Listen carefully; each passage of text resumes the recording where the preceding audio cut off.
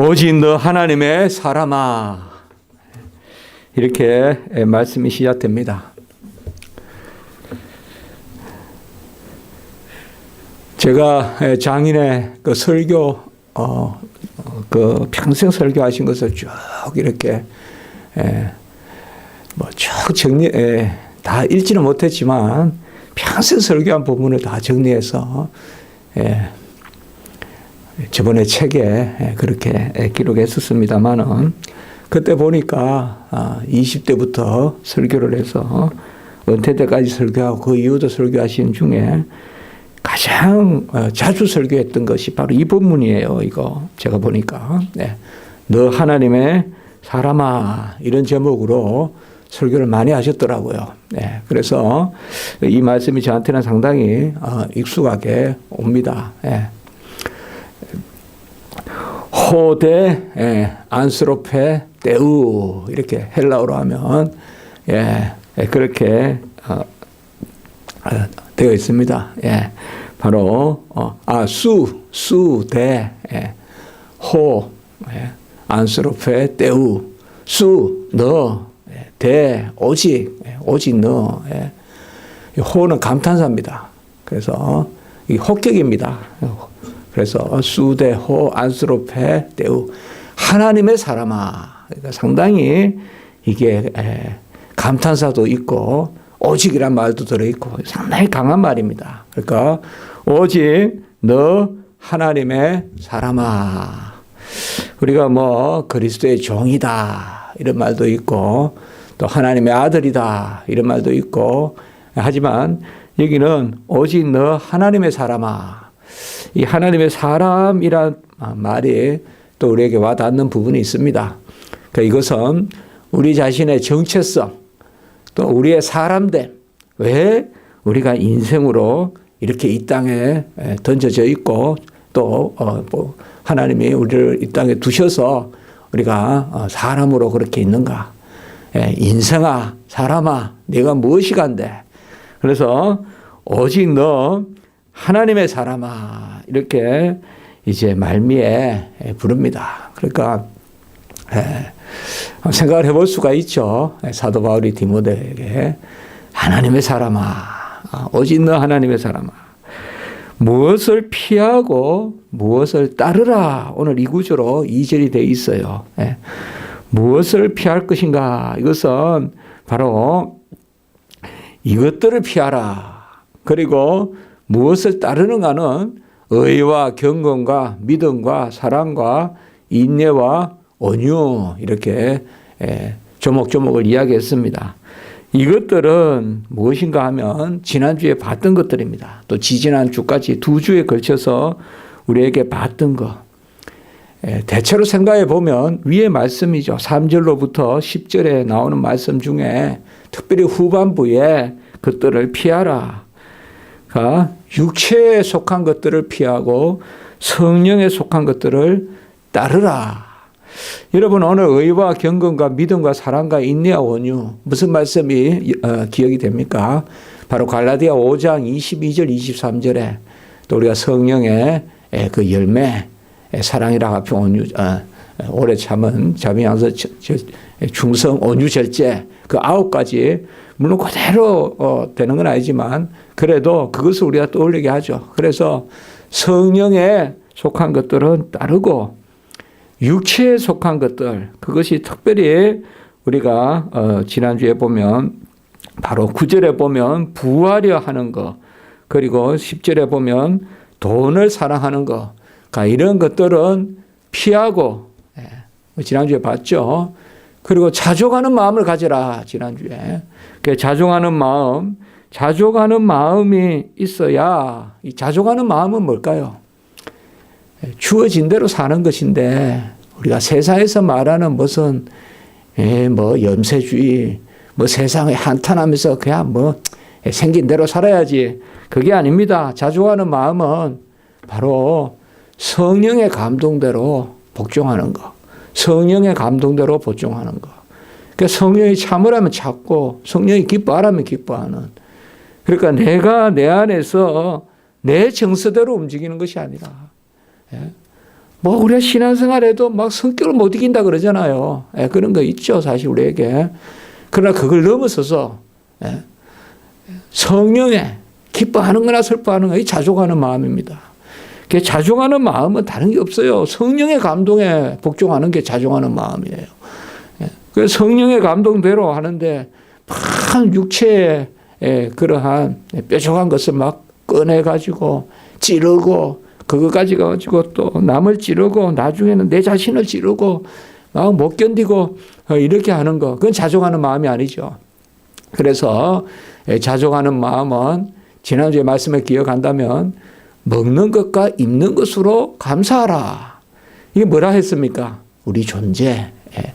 그래서 무엇을 피하느냐? 우리 존재가 아니라 우리 소유, 소유에 속한 것들에 그러한 매몰돼서 사는 그것은 피하고, 그러면 너 하나님의 사람아 무엇을 따르느냐? 오늘 있는 그대로 잠깐 본다면 의와 경건과 믿음과 사랑과 인내와 온유, 이렇게 여기는 6가지가 열거되어 있습니다. 의라는 것은 디카요시네, 헬라어로 디카요시네라고 하는데 바로 하나님의 어떠하심을 닮아가는, 하나님의 어떠하심을 따르는 것, 그것이 의입니다. 세상에는 여러 가지 의다, 또 불이다 이렇게 해서 윤리적으로 또 혹은 철학적으로 가르치지만 우리에게 있어서 의는 바로 하나님의 어떠하심, 또 그 가운데 하나님의 뜻, 규범, 질서, 경륜, 이런 것을 우리가 중심에 두는 것, 그것이 바로 의입니다. 세상의 어떤 도덕적, 일반법적 그러한 의와 하나님의 의가 안 부딪히는 것 같아도 우리가 살아보다 부딪힙니다. 세상에서는 이런 게 맞다 그러는데 하나님의 말씀에 비추어 보면 아닐 때가 많습니다. 대체로 뭐 세상이 좋다 하는 대로 살아가면 좋다, 그거 아닙니다. 까다롭게 살아서는 안 되지만, 별나게 살아서는 안 되지만 의롭게 살아야 되거든요. 의와 불의가 함께하지 못한다고 했잖아요. 의와 불의가 함께하지 못한다. 그래서 먼저 디카요시네, 하나님의 뜻을 쫓으라, 의. 그리고 두 번째 경건, 유세베이야. 경건은 우리가 지난주의 말씀, 또 지난주의 말씀, 바로 그것을 3절부터 10절까지 하나의 주제를 말한다면 경건이다라고 우리가 설교했지 않습니까? 유세베이야. 경건은 말씀을 내려받고 예배를 올려드리고 그리스도와 연합해서 믿음으로 사는 것. 그렇게 우리 교회는 자주 이야기했습니다. 삼각형을 이렇게 만들어서 하나님의 말씀을 내려받아야 예배를 올려드리는데, 이 예배는 주일날 드리는 예배, 공예배, 그것만 예배가 아니라 우리 신앙은 바로 삶의 예배다. 로마서 12장 1절. 그래서 말씀을 내려받고 예배를 올려드리는데 예배를 잘 드릴 뿐만 아니라 살아가는 게 예배가 되는, 그건 그리스도와 하나가 돼서 믿음으로 사는 것이다. 이게 바로 경건입니다. 그래서 경건, 세 번째는 바로 믿음입니다. 뭘 따르느냐? 바로 믿음을 따르라라고 이렇게 이야기하고 있습니다. 믿음은 우리 편에서 나오면 안 됩니다. 칸트도 그런 믿음은 이야기했습니다. 우리 편에서 나오면 안 됩니다. 믿음은 하나님이 주시는 은혜입니다.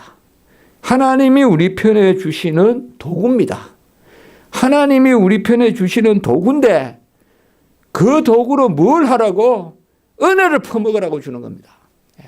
그러니까 믿음은 하나님이 우리 편에 주시는 도구인데 은혜를 퍼먹으라고 주는 도구입니다. 그 은혜는 뭐냐? 바로 그리스도의 의입니다. 그리스도가 우리를 위해서 다 이루신 것을 믿음으로 퍼먹으라 주는 것입니다. 믿음은 나에게 나오는 것이 아닙니다. 믿음이 나온다 그러면 큰일 납니다, 여러분들. 믿음은 하나님이 하나님의 것을 받으라고 주시는 도구입니다. 그렇기 때문에 그 도구에는 아무 공로가 없습니다. 믿음에는 공로가 없다 이 말씀이에요. 그래서 이 믿음을 따르라. 믿음을 따르라.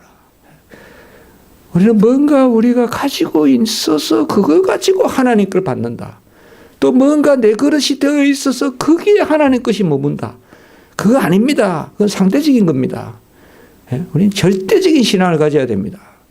그릇도 하나님이 주시고 도구도 하나님이 주시고 은혜가 임하면 내 안에 그릇이 생기고 이렇게 해야지. 나는 그릇이 됐고 나는 바탕이 됐고 나는 뭐 윤리적인 인간이고 그래서 하나님의 은혜를 받기에 나는 뭐 교회 다니기에 적합하다. 그게 아니다 이 말씀이에요. 은혜가 들어야 자리도 마련되고 그릇도 마련되고 도구도 마련되고 그것이 믿음입니다.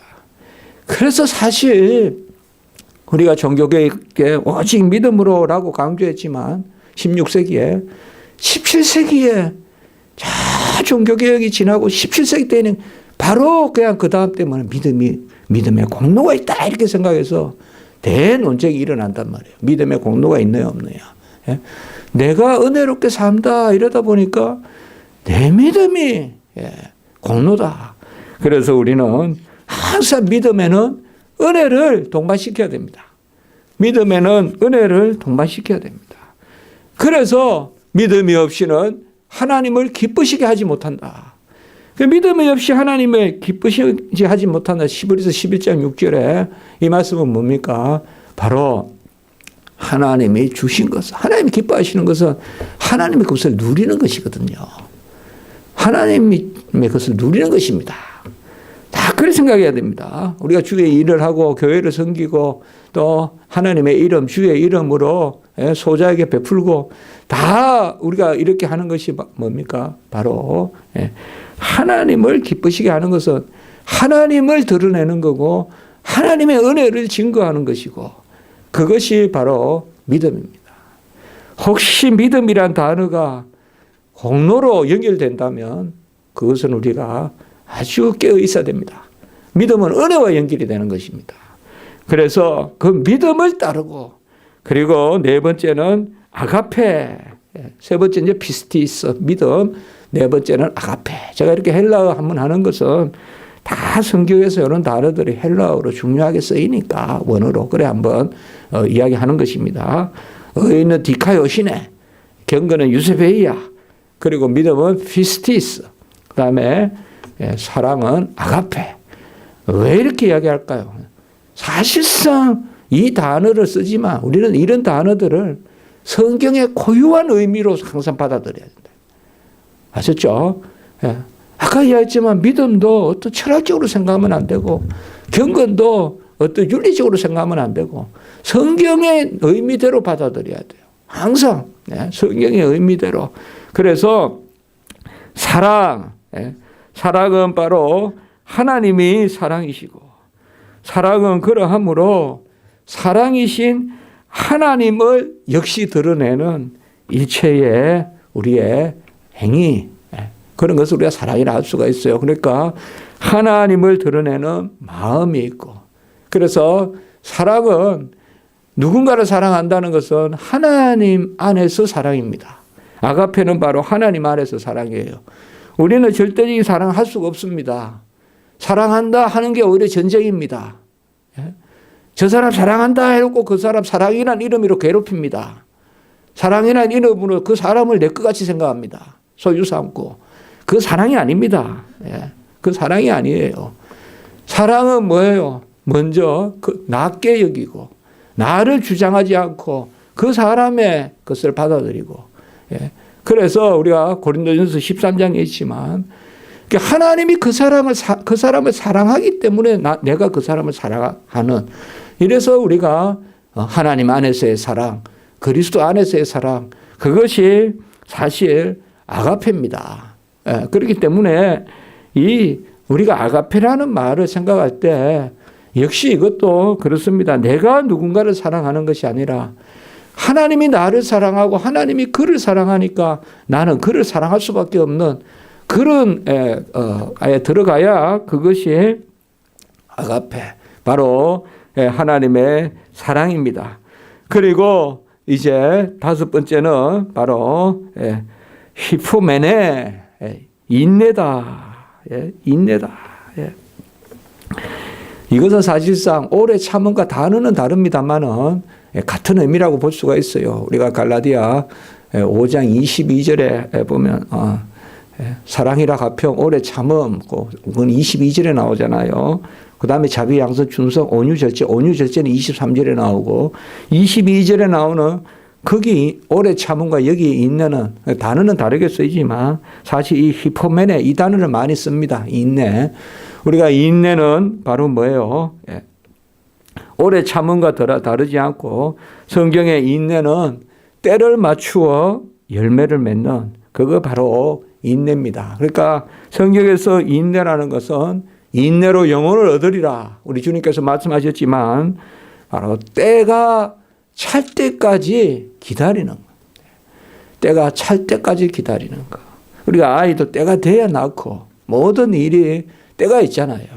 추수도 봄에 추수하는 사람 없잖아요. 가을이 돼야 거두고. 그게 바로 인내입니다.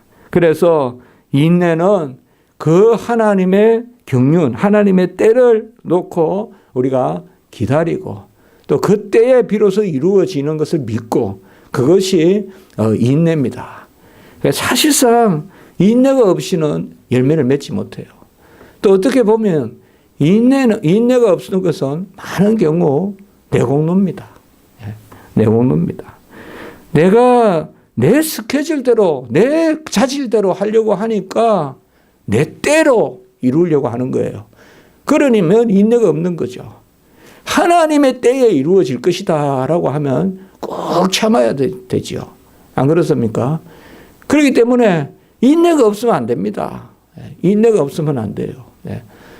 내가 뭐 언제 하겠다. 나 며칠까지 하겠다. 우리 주님도 말씀했지만 뭐 내일 장사해서 얼마를 남기겠다. 그거 다 부질없다고 했잖아요. 그래서 사실상 우리가 인내라는 것은 그래서 귀한 것입니다. 그래서 인내를 따르라. 막 가서 뭐 해라 이렇게 안 하고 인내를 따르라 이렇게 이야기합니다. 자, 이런 것들이 우리 목회입니다. 목회라는 건 막 확 하는 것이 아니라 꼭 참고 하나님의 때를 기다리고 인내를 따르고 그리고 마지막에 온유, 프라호테스. 이 온유는 사실상 같은 말입니다. 이 온유는 우리가 갈라디아에서 나오는 말씀과 같습니다. 우리가 갈라디아서에 나오는 5장 22절, 23절에 그 9개, 또 여기에는 보면 6개. 물론 이게 뭐 서로 충돌하고 뭐 이거다 저거다 그게 아니지만 다 성령을 아까 성령의 소욕이죠. 성령을 따르는 것인데 온유는 바로 땅을 기업을 얻는다 이렇게 이야기하고 있죠. 온유라는 것은 역시 하나님의 지경 내로 우리가 6절에 보면 자족하는 마음 봤잖아요. 지난주에.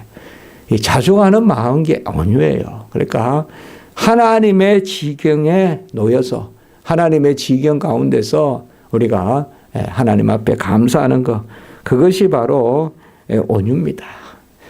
성경은 우리가 성령을 받았다. 뭔가 소극적이고 뭔가 이렇게 감추고 뭔가 그게 아닙니다. 이런 부분들입니다. 때가 돼서 열매 맺고 또 하나님의 어떤 경륜을 이루고 이런 것들 그래서 무엇을 피하고 무엇을 따르라라고 11절에 되어 있고 이 두 동사가 나오고요. 12절에 보면 이제 무엇을 싸우고 무엇을 취하라 또 이렇게 되어 있어요. 이제 동사들이 상당히 역동적으로 사용되는데요.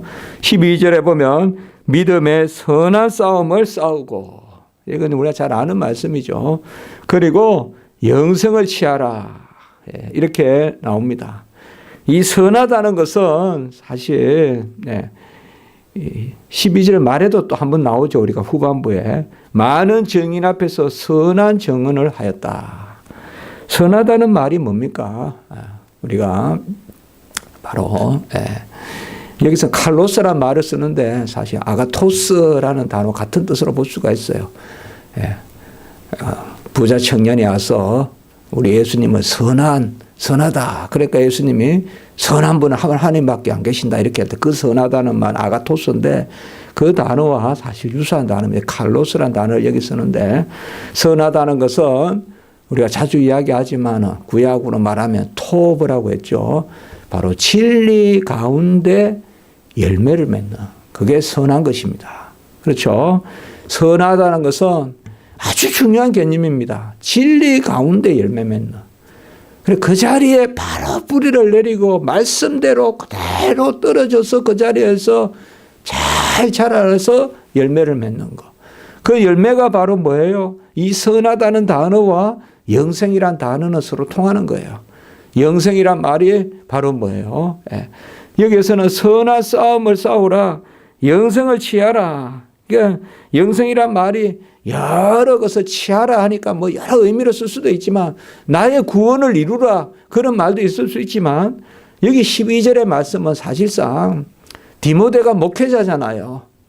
디모데 목사님 그러잖아요. 그 디모데에게 선한 싸움으로 영생을 취하라 이라면 바로 말씀에 굳게 서서 열매를 맺는 목회를 하라. 그게 뭐냐? 영생을 얻어라. 이 영생을 얻는 것은 내 영생을 이룬다는 게 아니라 이 본문은 바로 뭐예요? 다른 사람을 살리고 복음을 전하고 가르치고 그래서 구령의 일을 해라. 그래서 후반부하고 연결되죠. 이를 위하여 부르심을 받았고 선한 정언을 하였다. 이게 바로 목회 주의 일을 하는 것이지 않습니까? 사실 디모데는 우리가 사도 바울이 1차 전도 여행에서 거기에서 루스드라 거기에서 믿음을 전했을 때 그 가족이 믿고 디모데가 거기에서 이제 2차 갔을 때 그를 지나가면서 디모데 데려가잖아요.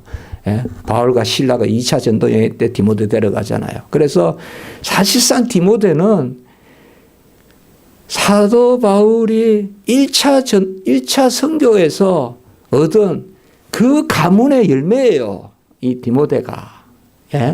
얼마나 귀하겠어요. 그러니까 그걸 잘 생각해 보시면 우리가 사도행전을 쭉 보면요. 그래서 1차 전도여행에서 우리가 어머니의 신앙이 나오잖아요. 로이스 유니게 나오잖아요. 그 신앙이 사도 바울이 그때 복음을 전해서 사도 바울이 그래서 디모데가 믿게 됐다 이 말이에요. 그것을 여기서 아마 상기할 거예요. 그래서 그러한 영생을 얻게 하는 선한 싸움. 그 선한 싸움. 많은 정인 앞에서 선한 정언을 하였도다. 디모데가 함께 가잖아요. 그 사도 바울의 선교여행에.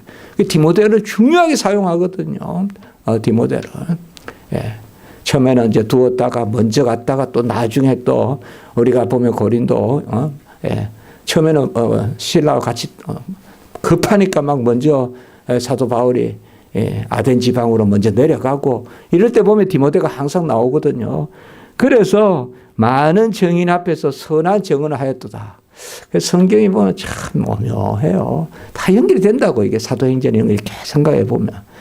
그래서 뭐 여러 가지 이야기 안 해도 우리가 딱 필요한 말씀은 다 주신다고요. 성경에는. 그래서 우리가 성경을 보면 그러니까 바로 내가 너를 첫 열매로 얼마 또 핍박을 받았어요. 그쪽 지역에서. 항상 가는 데마다 핍박이지만 거의 뭐 맞아서 그냥 먼선마리가 당하는 곳 아니에요. 그쪽에. 그러니까 그래서 얻은 열매란 말이에요. 그 가문이. 거기에 디모데라고. 그 디모데야. 그리고 네가 이제 2차 여행 때는 이제 나하고 같이 가서 많은 사람에게 선한 증언을 하지 않았느냐. 선한 증언, 믿음의 싸움, 선한 싸움. 이게 뭐야? 아까 이야기했듯이 진리로 열매를 맺는 싸움. 진리로 영생을 얻게 하는 바로 구령의 일을 이루는 그게 바로 선한 싸움이고 선한 증언이다. 그래서 이 선이라는 개념, 선하다는 개념이 아주 중요하다. 복음의 진리가 떨어져서 영생을 얻는 그것을 우리가 볼 수가 있습니다. 기도드리겠습니다. 거룩하고 자비로우신 하나님 아버지, 우리가 취할 것과 버릴 것을 잘 알아야겠습니다. 버릴 것은 취하고 취할 것은 버리는 그러한 아버지여, 육체에 속한 사람이 되지 말게 하시고, 마땅히 버릴 것은 어떤 경우든 버리게 하시고, 취할 것은 또 힘써 취하는 그런 저희들 되게 하시고, 선한 싸움, 선한 정언을 하는 그런 아버지여, 디모데와 같은 삶을 살 수 있도록 도와주시옵소서. 이때도 눕자 졸자 뭐 할 일이 더 있냐 하는 그런 마음들 우리가 다 버리게 하시고, 지금도 아버지여 영생에 그 아버지여 백성들이 많다, 이거히여 추수할 곡이 많다는 기억하면서 우리가 나가 전하고 선한 역사 사업 이루는 그러한 저희들 될 수 있도록 주여 도와주시옵소서. 우리를 깨어있게 하시옵소서. 너 하나님의 사람아, 하나님 부르는 음성을 듣게 하시옵소서. 오늘 한날 교회를 붙들어 주시고, 우리 십자가 지기 교회, 주님 사랑하시는 주님의 몸된 교회 하나님 인도해 주셔서 오가는 걸음, 또 말씀의 역사, 예배의 그 찬미가 넘치게 하여 주시옵소서. 주 예수 그리스도의 이름으로 감사하며 기도드리옵나이다. 아멘.